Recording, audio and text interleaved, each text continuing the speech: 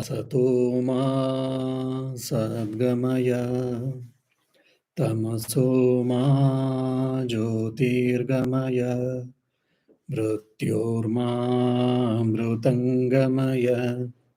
Om Shanti Shanti Shanti. O Lord, please lead us from unreal to the reality, ignorance to the knowledge, and from death to immortality. Om, peace, peace, peace. Dear devotees, today we are having an interesting topic, interesting discussion, life after death, or our journey after death.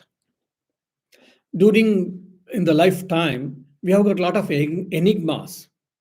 For example, suddenly some rain comes, and we had a northern light in the Ireland, especially, and some parts of Europe and all. Suddenly, especially night, we see a different, beautiful colored lights and all, which is a very, a wonder of nature. And when we see a mountain, or for an example, a stone, a huge stone is standing on a small stone in some mountains, basically.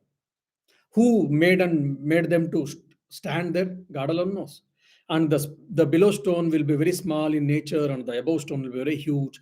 But for years together, they are staying there without having any problem. Who did it? God did it, we can say, or it is a nature. So, like that, many interesting things we do observe in our life and in the nature. And our own mind is a really big enigma. It is a wonderful weapon, and at the same time, it can be problematic. And the human beings' inquisitiveness didn't stop only in the external nature, not only with his body and mind, it also extended, it also progressed life after death, even. Okay, now after death, what will happen to me? Do I exist or do I cease to exist? Okay, if I cease to exist, fine, there is no problem. For example, Semitic religions, they don't believe in rebirth. So once we have died, we have been kept in coffin, and body has been taken care. On the judgment day, we are called by God, and our merits and demerits are our good actions and bad actions were weighed. If good actions are more, then we are sent to heaven, eternal heaven, that is. And if our bad actions are more, then we are sent to eternal hell. That's it, it is done. There are a couple of religions or a couple of civilizations, they had that idea. But in Buddhism, Jainism, Hinduism, and few other religions, they believe in rebirth. And very interestingly, even in the Greek philosophy, or the Greeks, they did believe in the rebirth. If you have studied Aristotle, Plato, Socrates' works, we can understand all this theory of anamnesis and etc. So they believed basically in rebirth. So after death, what will happen? So if I ceases to exist, that's fine. That's a one idea. The other is, okay, I'll be going to my God, will weigh my good and bad actions results. Accordingly, I'll be sent to eternal heaven and eternal hell. This is the second point. Okay, what will be the nature of the heaven? What will be the nature of the hell? And while traveling from this mundane world to the heaven, what will be the journey? Do I get jet of flight? Do I have to walk? Do I have got a horse or bullock cart or bus or vehicle or whatnot, chariot? So this question can come for any one of us. And how long it will take? And while I'm going, whether we'll have some restaurants and place to rest and to have enough food, or we have to walk and walk without having anything. All such type of mind-boggling questions do come. And also apart from that, so after death, life after death, what is that? Because which cannot be seen, generally perceived. And whoever has experienced, they have not come back and they cannot tell for us. So we are in a very crisscross, we are in a puzzle basically. So this idea has boggled the human mind across the religions, across the globe, across the civilizations from time immemorial. Even the Nachiketa, just his 7 or 8 years boy, he did ask the Lord of Death, Yama, after the death, some say that something exists, and some say nothing exists. You being the Lord of Death, because you know the journey of a dead soul, so please tell me what it is. So there's a huge discussion about this in Kathopanishad. So, like in mythologies, that Puranas we get discussion, in Bhagavad Gita we see discussion, and in Buddha Gita we see discussion, Bhagavata we see discussion, and in some other Upanishads also we see discussion. So our journey means here, our journey after death is life after death. So now what is death? By this time, whoever have heard my lectures, by this time you might have understood, death is nothing but we leave this physical body. For an example, I am using this cloth for a long time. Say just from 4 years I am using. Now slowly here and there it is becoming holy. I mean, holy becomes means I mean holes are becoming. So after some time, then think this cloth has become too much holy, and I mean it has become fragile. So I can't use it much. Then I shun it. I leave it, and I will wear a new cloth. So similarly, the Jivatman or embodied soul, when this body has become old or the time over, so it leaves away this physical body and it travels. So this physical body, if you put in, you bury it, it becomes a part of soil, and if you burn it, it becomes a part of ash. That's all. The physical body is no more here. I mean, it is left here only. Now, does soul travel to different worlds or to the next body? If you say no, so soul never travels anywhere. This has to be understood very clearly. Soul never travels. Soul doesn't leave from this physical body. Soul doesn't depart from the physical body. Soul doesn't travel to other worlds, either heaven or hell. Our soul doesn't enters mother's womb and it takes a new birth. No. So according to the Vedanta, then what does happen really? Because when soul is omnipresent, when soul exists everywhere, it is all pervasive, then where is the question of his traveling?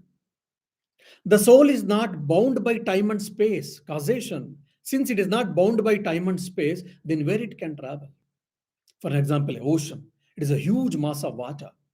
Now you say, for an example, in the water, in the ocean, you took some water and you poured in the other place. In the ocean itself, it doesn't make any sense actually. Why? Because it is with full of water only. You took something hand from the hand and you poured this side. It doesn't make any sense. So like that, soul or self is omnipresent. It exists everywhere. So it cannot travel and it does not travel. Now fine. Then who travels? It does anyone travel? The Advaita Vedanta and Upanishads and Bhagavad Gita, all of them, they say, yes, something travels. Okay, soul is all pervasive, omniscient, omnipresent. It cannot travel. It will not travel. It cannot travel. And this physical body cannot, because it's been left over. We have seen with many people case. Then who travels? The subtle body travels. The subtle body travels from old body to the new body. The subtle body travels from this mundane world to the either heaven or hell or any other suprasensual worlds or any above worlds, for an example. So the subtle body travels. That is called reflecting medium. So in this subtle body, all our good actions results and bad actions results has been embedded. For example, we have got a credit card or debit card. Now, in that credit card or debit card, all our details are embedded in that small chip. That's the reason we are able to withdraw the money. By using my account number, someone cannot withdraw using one more other debit card. Why? Because it doesn't tally.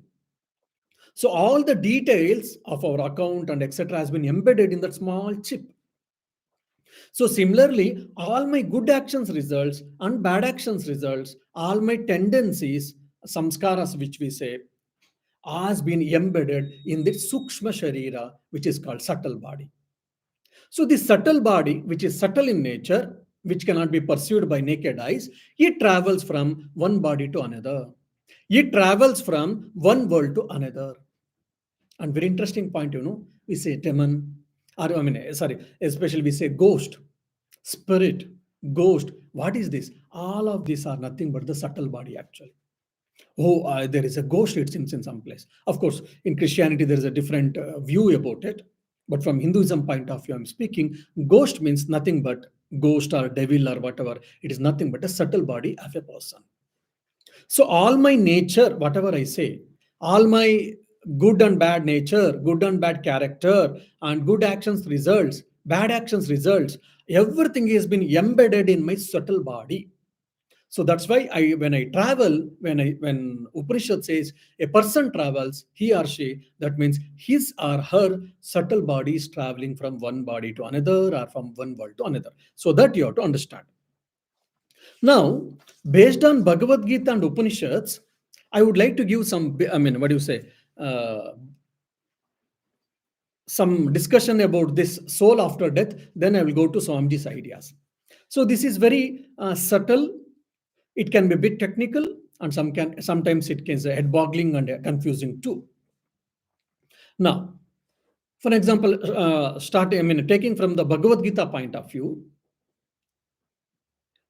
a person, probably before that I will explain the emancipation, then I will come to that. Now, there are three types of emancipation, broad canvas. One is Krama Mukti, second is Videha Mukti, and third is Jivan Mukti. Now, Jivan Mukti is the unique concept which is given by Advaita Vedanta or non-dualistic philosophy.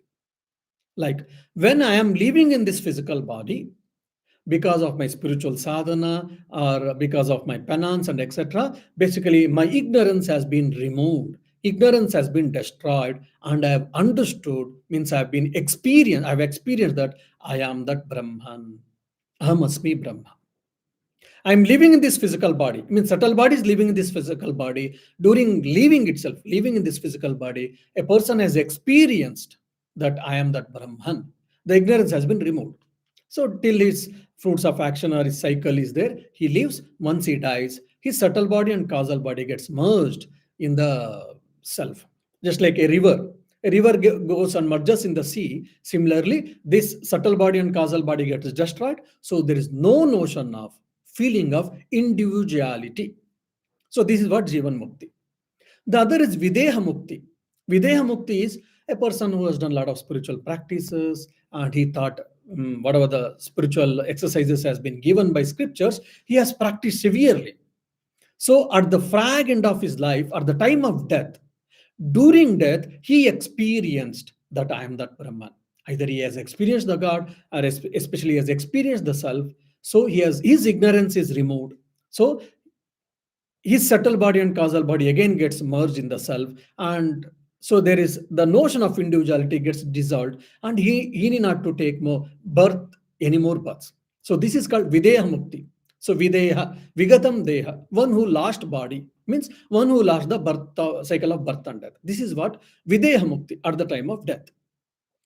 Now there is another type of mukti, another type of emancipation or realization is called Krama Mukti, which is very interesting in nature. Now, a person has done a lot of good work, lot of pious work, maybe helping people or charity or worship and all, but he has not done any of these volunteer actions, charitable actions, donations for feeling or desiring any results. He has done all of them either to please God or to have the mental purification. So he has done all these good actions or charitable actions, activities, just to either please God or to have a mental purification. He has done a lot of good actions. And apart from that, he has done a lot of spiritual practices also. So he has done a lot of spiritual practices. When such person leaves the physical body, I mean, again, that person means not the soul, the subtle body. Then what happens? The subtle body, Agnihi, Agni means fire. We all know that. So fire god comes and collects him, it seems. For example, when we go to any function, for example, if any one of us, we are a guest, a guest of honor for a function, when we go to a particular place, there will be a person who will come and we will say, sir, welcome, please. So he will shake the hand. If need be, they will give a bouquet and they will bring it little inside. So while coming, when you go inside, probably two or three more people of the organizers, or maybe if they're an institution people also will join, and they will also shake your hands, or they will also say hello. Then you go a little further. Then is a bit big person who has got power and etc. So generally he will be waiting inside of the building or in the venue. So when you go there, he also welcomes you. Please welcome. Thank you for coming and accepting our invitation and coming. So a person He welcomed you with a bouquet at the just at the gate. Then once you come, again at the door, one or two people will be there.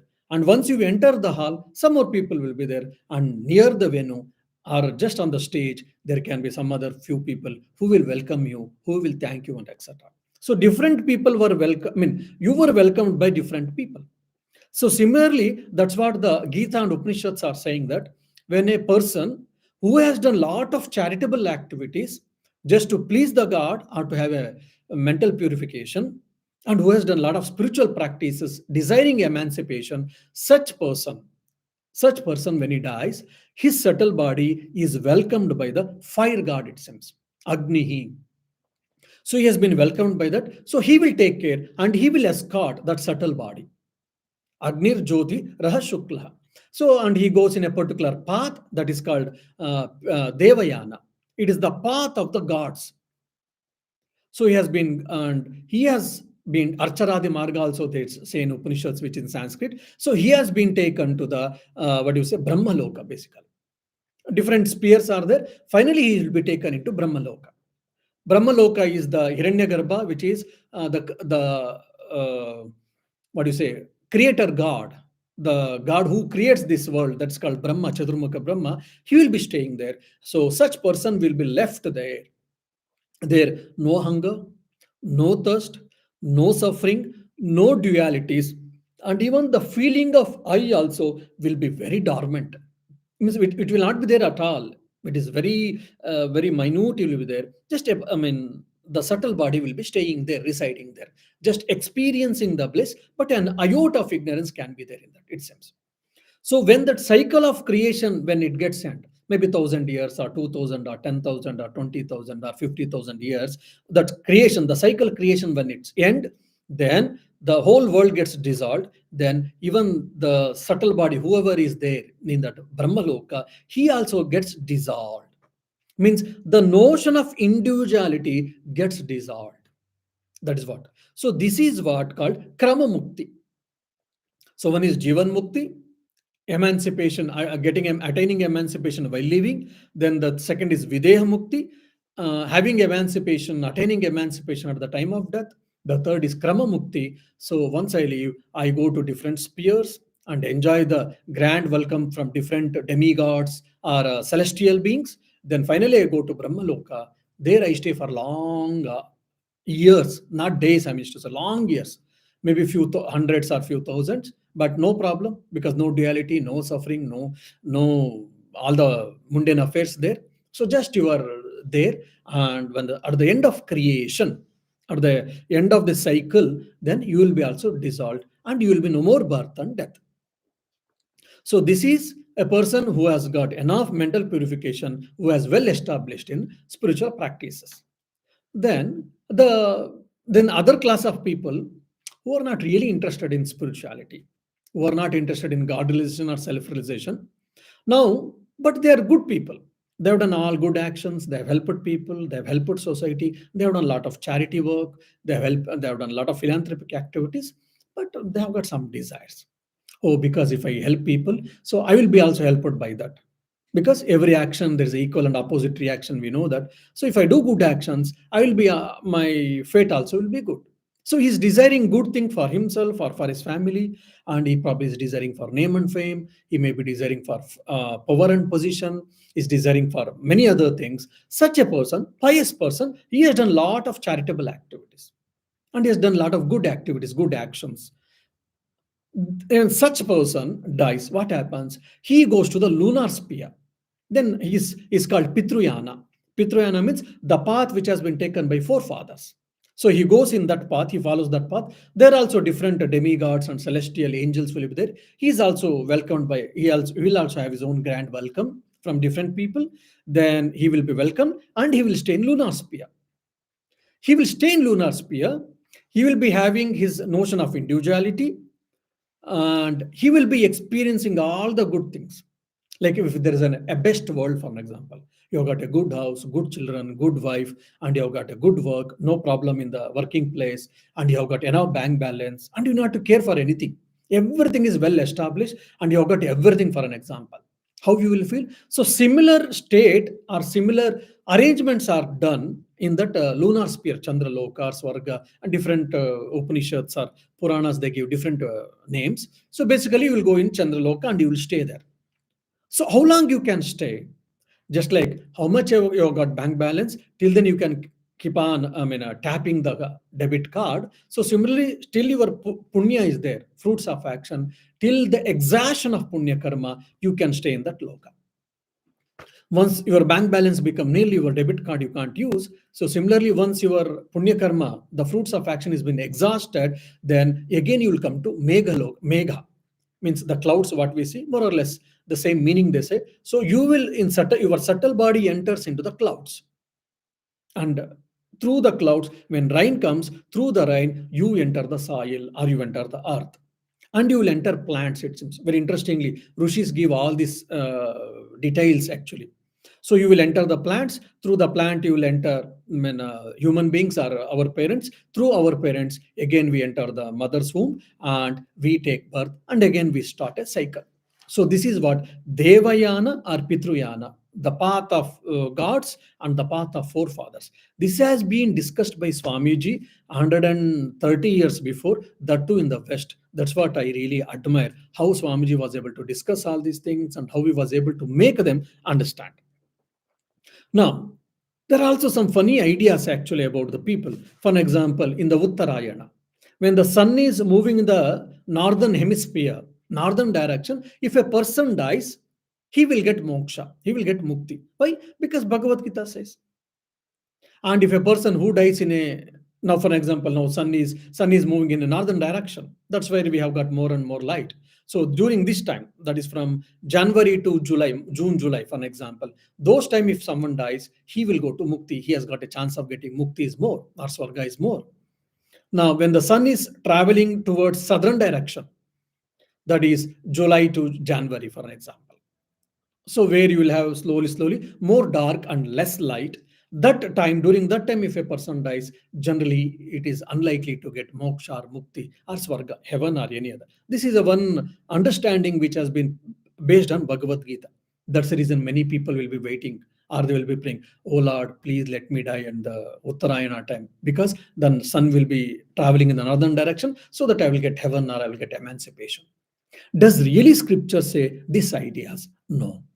So they're all symbolical representation. For example, Agnir Jyoti Rahashuklaha Shanmasa Uttarayanam Tatra Chandramasam Jyoti. Like that, in Bhagavad Gita, Krishna at the end of 8th chapter, he says, what does it mean actually? So there we need to know Sanskrit, there we need to understand with the help of Guru or with the help of teacher.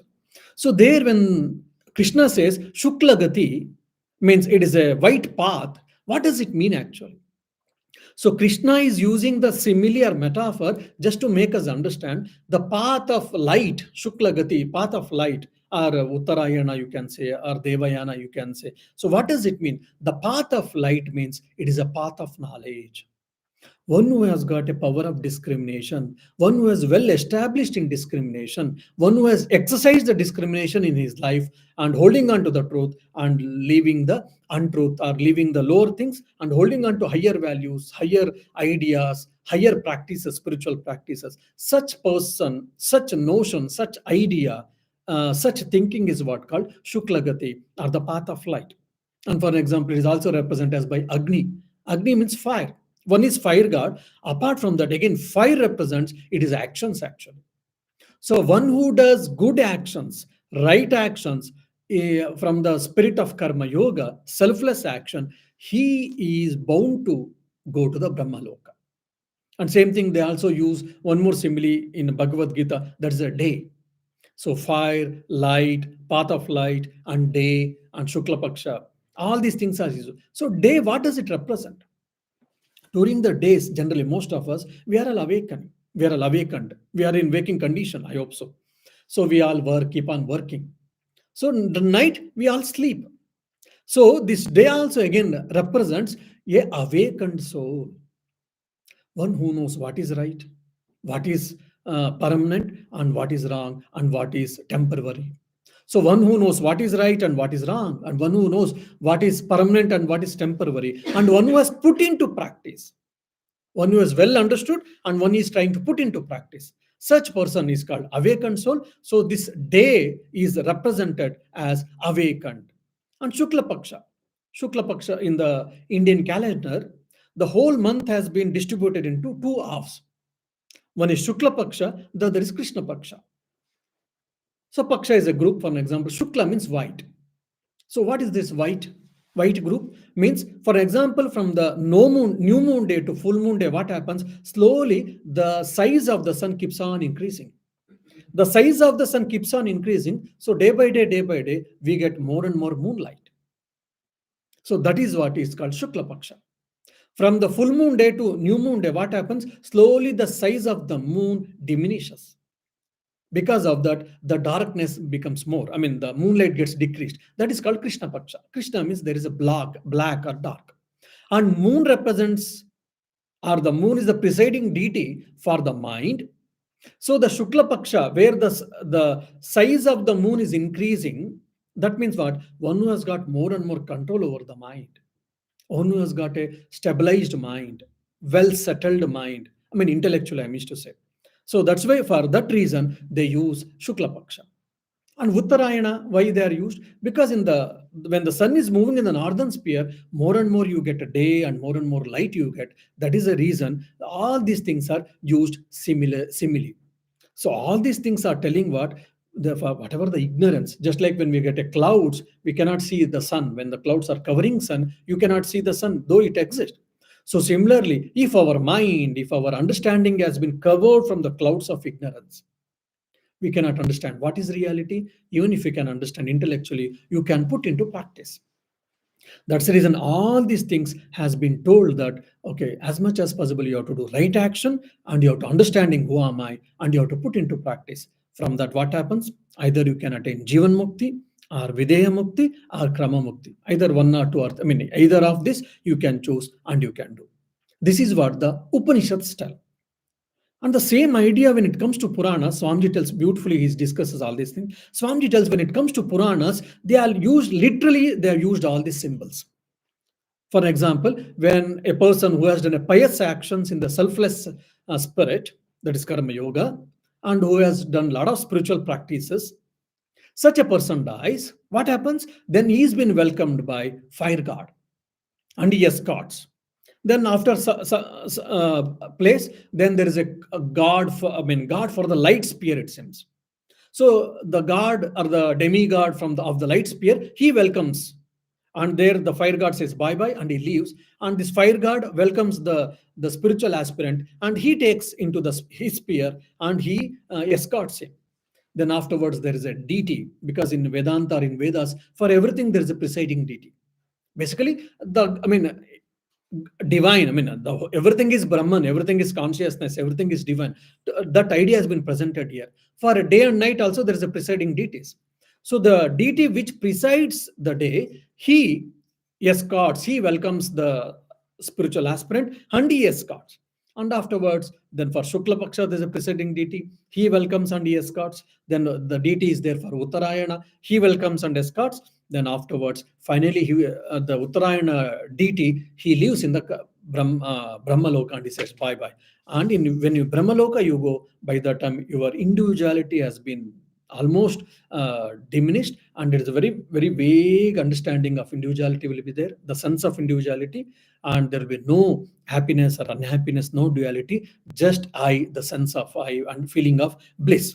So when the cycle of creation ends, then he or she, basically that subtle body, gets merged in the universal self, or in the Hiranyagarbha. That is what, then he or she need not to take birth. So this is what the Puranic concept has been given. Now, similarly, you can think a person who has done a lot of good actions, but at the same time, who has got a lot of desires, then what happens? So he goes in the Pitruyana Marga. There, the path is not very clear. It is what Dhuma. Dhumu Ratis Tatasha.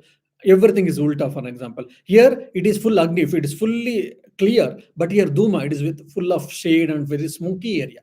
That means what? You cannot understand what is real and what is not, because my mind is colored with lot of desires. So I cannot understand things as it is. That's why it is a path of smoke.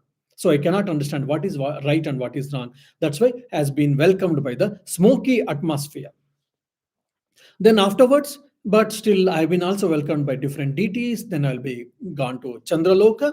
In Chandraloka, the lunar sphere, I stay and I enjoy my fruits of action. Then I come through clouds, and from through cloud, through rain, and it enter soil and enter the, I mean, what you say, plants, and through that we enter parents, and through that again we will take birth. So basically, the two things. One is the Vedanta or the Hinduism is accepting the rebirth or reincarnation, and based on our fruits of action, our next life is decided.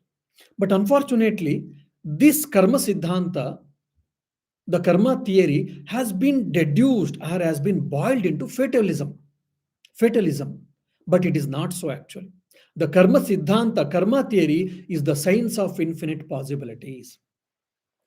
Through my action, through my character, through my personality, through my self effort, I can be a Jivan Mukta, I can be a Videha Mukta, I can attain even Karma Mukti because of my actions. So, if I do good actions, if I am lead a life of pious, light of gentleness, and with all full of consciousness, then what happens? My future, either in this life or after life, in the different worlds, it is well settled. I can be happy. I have done wrong things because for a weakness of the mind, or because of sense gratification, or because of the instinctful nature, or just to, I mean, grab things in an unethical manner by cheating people, by killing, and by doing all rubbish and nonsense. What happens? I may get some name, fame, power, position, wealth in given point of time. That will be not there for a long time, no doubt. And I'll be having all of them with a lot of mental agony or depression, stress, and all these things. Not only in this life I have to suffer, after life also I have to suffer. So these two ideas of these two margas, the Pitrayana and Devayana, that's what it is telling. So you have to understand very clearly, you are the creator of your own destiny. So be aware of you, what you think. Be aware what you work. It is not only external life, it is also internal life, and it is not only matter to this present world, and it is also it decides your fate after life. So we have to understand that. Now, all these things was discussed in the Chandogya Upanishad when the Shvetaketu, Tattvamasi Shvetaketu, we all know that he heard 9 times from Uddalaka, his father, Tattvamasi Shvetaketu, Tattvamasi Shvetaketu, Tattvamasi Shvetaketu. 9 times he heard, then Shvetaketu understand, and he said, Aham Asmi Brahma, I am that Brahma. Now, the fine difference here is he heard 9 times and he understood or experienced Brahman. For us, we understand 90 times we heard, 900 times we heard, 9,000 times we are hearing, maybe 900,000, but still, unfortunately, we are not able to understand our experience. Why? Because of ignorance or because of our own tendencies. Anyhow, so the Shvetaketu who heard 9 times and he experienced the self. Such a fine student and a fine personality, he approaches the king from the Panchala kingdom. His name is Pravahana Jabali. The king's name is Pravahana Jabali. He approaches him, or he meets him, and he wanted to probably discuss some Vedanta or some other thing. Interestingly, king asked the question. The king is a Kshatriya, is basically king, and the Shvetaketu is from the teachers group or a teachers race, who is well mastered in Vedas and Upanishads, and is a basically well informed person. So generally, the king, when he asks something, this teacher is supposed to give a answer or reply. But here it is adverse.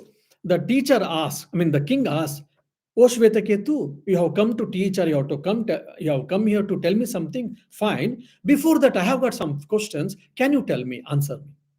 Shvetaketu, because he was well versed in Vedas and Upanishads and all the then scriptures, he was a very good student, meritorious student, and he was very confident that, and he said, "Yes, whatever questions you want, you can ask. I have studied all, and I will be able to tell." Then this Panchala king, he said, "Do you know, or can you answer where people will go when they die?" Shvetaketu felt, it is out of my syllabus. Because in my syllabus, my father or my teacher, they never taught me when a person dies, where does he go? Shvetaketu said, sorry, I don't know. Then the second question was asked by Panchala king, do you know how they come back at least? So you don't know how they go, but do you know how they come back? Then Shvetaketu said, sorry, even I do not know. Then they asked, do you know why these other worlds are many times it cannot be completely full, houseful? For example, Dublin is houseful. We are got a lot of problems with housing crisis. So many area or many countries are becoming houseful. For example, a film theater you go, they will be there will be board. Housefuls are sorry. So like that, many places we see houseful, but in this above words, there was no problem of this houseful. It seems anytime you go, it is never houseful. Then the Panchala king he asked, "Do you know why the above worlds are never houseful at all?" Shvetaketu said, he bends his head down and he says, sorry, because neither my father nor any of my teachers, they taught these things. Then king said, that's fine, never mind. You go back and you ask your father or a teacher, whomever you want. You go, you ask, and you know the answer, and you come back, then we shall discuss. Then Shvetaketu, he goes to his father Uddalaka and he says, these are the three questions was posed by king, and he was very, disturbed, and he was a bit angry, also a bit probably annoyed. Oh father, why didn't you teach this? Then father says, no, my dear, even I don't know these answers. So that's the reason I didn't teach you. Then Shvetaketu was a bit astonished or annoyed, and he says, okay, oh father, I thought you know everything, and you taught everything for me, but now I came to know that you also don't know something. Then Uddalaka also accepted. They were kind enough. Then what to do now? Then Uddalaka said to Shvetaketu, you go back to king and you say that instead of teaching me, I will become your disciple or student. You please teach me all these things. Then Shvetaketu goes back, and he didn't add unnecessary pride. He said, and he was never arrogant, and he asked king, oh king, will you accept me as your disciple? He came as a teacher, now he's becoming a student actually. So I will become your student. I would like to become. Please, can you teach me all these things? Then Panchala king Jabali, he laughs and he says, yes, I can, definitely, because this is the Rajavidya, Rajaguhya Yoga. Means this is the kingly secret. This secret till now, it was only with the kings. The life after death, that secret, whatever it was only with the kings. Now, first you are asking me, because whenever a right person, fit person approaches a guru or a teacher and asks, according to the Vedas, he has to give, he has to teach whatever he has got. So that was the tradition in the olden days was followed. So then Jabali said, yes, I will teach. And he asked him to stay. And slowly he taught. Then Shvetaketu understood. So all these discussions are there in the part of Chandogya Upanishad, very interestingly. So that Swamiji picks up that conversation and he starts explaining in the practical Vedanta. Now, a sincere and a very simple question can come for many of you, whoever is following my that practical Vedanta series. First and foremost, you say, Brahma Satyam Jagan Mithya. Brahman alone is real and everything is an appearance. This mundane world is an appearance, you are saying. And why to discuss or why to think about other worlds now? This present world itself is an appearance or it is an illusion or whatever you are saying that. If you are saying that, then why to think of above worlds or other worlds? Is it not a nonsense or it is not head boggling, and is it not a waste of time? The first question can come. So now let me explain or let me realize myself that son of that why to think of all these things. Because I am aja, I am birthless. Since I am birthless, I don't have death also. The birth and death is only for this body. Then why to think of all this life after death? Yeah, it's a fair question. It should come by, but why this has been discussed, or why Swamiji has taken this as a part of practical Vedanta, is because this is one of the question or one of the inquisitiveness which is existed time immemorial in the human mind. So some of us also may get a question this, keeping that in the mind, Swamiji has discussed. Now, for this, Swamiji gives a very beautiful answer, his own. Based on his answer only, I found this question. He says, here too, we see the same idea of practical religion. The things which they were worshipping, such as the fire, the sun, the moon, and so forth, and the voice with which they were familiar from the subject of the stories which explain them and give them a higher meaning. And this is the real practical side of Vedanta. What is this? Now, these are the few sentences which are very important. It does not destroy the world. Vedanta is not destroying the world, but it explains it. It does not destroy the person, but explains him. It does not destroy the individuality, but explains it by showing the real individuality. It does not show that the world is in vain and does not exist, but it says, understand the world is, understand what the world is, so that it may not hurt you. These are very, very, very interesting comments. I think we have to meditate upon these things. First and foremost, he's telling, I'm going from bottom. He's saying, understand what the world is. What happens? So that it may not hurt you. Understand the nature of the world. So understanding the nature of the world can be understood, or the broad canvas, two things. One is the world is a temporary, it keeps on changing, it is a momentary, it is a temporary, it keeps on changing. Then why to boggle? That's what Buddha's teachings basically. Now, understand what is the Vedantic perspective is, understand the what the world is, so that it may not hurt you. The world is also nothing but the manifestation of the divinity. What the divinity has been manifested here, that's all.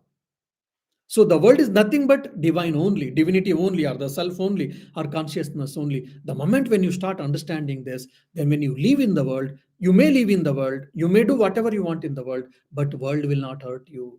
That is what Vedanta is trying to teach. That's where Swamiji says in Jnana Yoga lectures, if you remember, Vedanta doesn't ask you to leave the world, it only asks you to correct your understanding or your perception about the world. What a beautiful statement. And again, he says that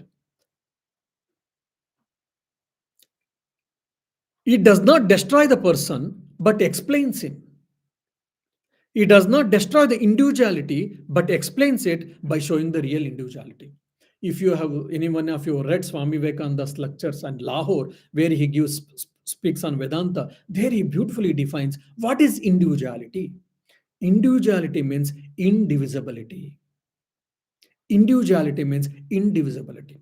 I am individual, he is individual, she is individual, you are individual, our animals are there. So many individualities we see, but individuality is means indivisibility. How this indivisibility can be achieved, attained, or understood only from the point of Vedanta, Vedantic view, that is what self or consciousness. So once you understand this self and consciousness, you will not have the fear of losing individuality. The same thing we can see in the life of Swami Vivekananda himself when he was a young Naren. I think second time when Naren came and Swami Sri Ramakrishna tested him, he started feeling that everything is getting merged in something. Then he said, "What are you doing? I have got my parents in the house." Means he had a fear of losing individuality. That's where he shouted. So that fearing of pseudo individuality is a problem for us. That's why we have got a fear of death even. So once we understand this, what is individuality, that means we don't fear for death. If the fear of death has been conquered, and you will not be morose, you will not be disturbed by any of these things. And he gives this, and afterwards he tells, why should we study Vedanta? And after discussing all these things, whatever the life after death and all, what is the aim of the Vedanta? He says, the theme of the Vedanta is to see the Lord in everything, to see things in their real nature, not as they appear to be. See, 3 points. First is the theme of Vedanta is to see the Lord everywhere, in everything. Means seeing the divine or consciousness or supreme self or God, whatever you say, it exists in everywhere and in everything. To see it means to experience it is what the theme of the Vedanta. First. The second is to see things in their real nature. You see things as it is, not as you wish or as you desire. It's also a very interesting point, actually, we have to think. Second is that. Third is, and it is not that you should not see as it appears. There can be difference between appearance and the fact. So Vedanta asking you to correct your understanding about what is an appearance and what is a factual or what is reality. In that angle only, Brahma Satyam Jagan Mithya. Now, then why did he discuss all these things? Again, based on the Upanishad itself, he tells all of them are symbolic representations. Now, here two ideas has been seen very clearly in the Puranas and even in some of the Upanishads itself. Some of them discuss and they argue that all these different worlds, maybe lunar sphere, star sphere, solar sphere, fire sphere, light sphere, like that, above 7 worlds and below 7 worlds, for example, and so many worlds, they exist literally. And there are so many beings existing. Now, when I say that so many beings are existing, they may not have same body like us. They may not have the same house how we build, but they are in different forms, in a different type lifestyle, different food style, different capacities. They may be subtle, they may be more grosser than us, they can be more subtle than us. So there are different worlds. So on this, a person dies, a subtle body can travel into different lokas. This is one understanding and one argument. The other argument is all of them exist in my mind or in my body itself. So understanding this, you have to go. For example, this Agni Mandala, what I was speaking, this Agni Mandala light spear or fire spear, they say, in the, if you have read Lalita Sahasranama, there they speak of Brahma Granthi. Brahma Granthi is a psychological knot, you can say. Brahma Granthi, there's a one Granthi, psychological knot, which is from Muladhara, it comes. From Muladhara to Anahata, from the root chakra to heart, for example, from our base of the spine to the heart, this area in our body is called Agni Mandala, it seems. The fire spear or light spear it is, and this is called Brahma Granthi's place. And from our heart to the throat, so this is called Surya Mandala or the Aditya Mandala, and here it is the place of Vishnu Granthi. And from the throat to the tip of the head is what? Chandra Mandala or Soma Mandala, and that is called Rudra Granthi. So whatever different spheres we are speaking, different worlds we are speaking, all of them are existing in our own body. So understand this, meditate, and you awaken your Kundalini, awaken your spiritual consciousness, and so that you reach in Sahasrara, tip of your head, so that you will understand who are you. So this is also has been given by Swamiji. So now sun said like this, moon said like this, moon is taking you, so sun is taking you, fire god is taking you, all of them can be in your mind. They're all symbolic representations only. So for that, by that, what you understand that we have to manifest our divinity more and more. We have to experience the divinity. That is what the alpha and omega of the all these arguments. That's where Swamiji ends all these discussions in this. So basically, whatever the deities, whatever the spheres and etc. is there, based on the Upanishadic ideas, they exist in our mind or in my heart itself. And so understand that and make use of this body in a right way and understand and experience. So he says, like for example, here is the symbol of fire. Very good. But here is another symbol, the earth. What a great, grand symbol. And here in this body, there's a little temple. But the whole universe is a temple. A man can worship anywhere, and there are the peculiar figures that men draw on the earth, and there are the altars. But here is the greatest of altars, the living, conscious human body. And to worship at this altar is far higher than the worship of any dead symbols. The whole universe is what? The temple. You can worship God in any place. Of course, idol worship and all going to temples, it starts our worshipping and trying to experience and feel the presence of God in a limited area, in limited place. Slowly, slowly, it has to be extended. In the whole world is God's creation. God exists everywhere. And not only this, God exists in your own body, and this body is a beautiful temple for the to worship the Lord. So that's where he tells, and afterwards he mentions Devayana and Pitrayana, and the same idea also here in a real man and apparent man. Swamiji also discussed, and he also takes a little Sankhyan concept and Christian concept. And one more interesting point he discusses, probably I will just end my talk in that. He says that whatever the concept of hell we see in the Islam and Christianity and in Hinduism also has come, no doubt. But this concept of hell is not based on the Vedas. In the Vedas, you will never see the concept of hell. For them, hell means punishment is what? Coming back to this mundane earth and again starting your life or our life is what the hell for them. It was the case. But only in much later time, only the concept of hell we can see in Hinduism, only in Puranas. The concept of hell is pertaining to Puranas, not to the Vedas, he says. Swamiji, very interesting. I mean, after Swamiji's reading only, then I also understood and I also started thinking. Then I made quite a few references or quite a few, searching. But even at least as of now, I didn't find anything in the mention of the way in Vedas that the concept of hell. The concept of hell is purely to the Puranas, he says. So from this, what should we understand that? So wherever we live, in whatever work we can do, we are all doing that. Our intention should be manifesting the divinity or experiencing the divinity. That should be our goal. So the more and more you progress, that is what we are calling spiritual progress. The more and more you progress in manifesting divinity, you will become a real man. That is what the goal of human life, and that is what the Vedanta says. And he also ends with a real worship, and he also brings once you understand all these things, your understanding about the world, understanding about yourself, and understanding about the nature, understanding about things, everything changes, and you will be changed, and you can be happy. That's the reason you have to study Vedanta, and you have to put into practice. That's what Swami Vivekananda says. Om Shanti Shanti Shanti. Hari Om Tat Sat. Shri Rama Krishna Arpanamastu.